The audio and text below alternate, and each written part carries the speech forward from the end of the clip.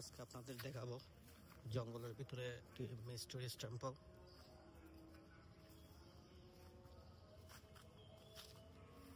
সামনে একটু দূর, এটা অনেক পুরাতন একটি মন্দির।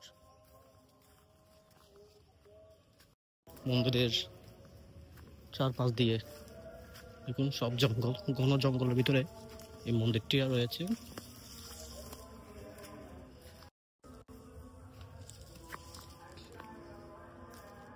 উপরে দেখেন মন্দিরটি, এটা অনেক আগে ধ্বংস হওয়ার কথা, এখনো টিকে আছে।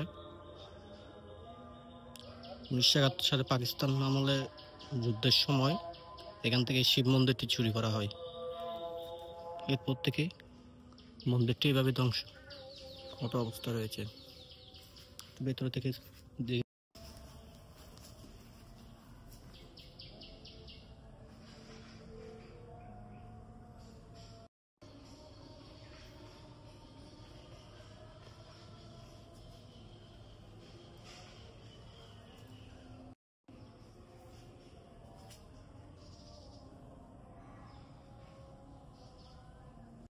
এখানে মন্দিরটি চুরি করা হয়, এখান থেকে রোড দিলেই প্রবেশটি হতো।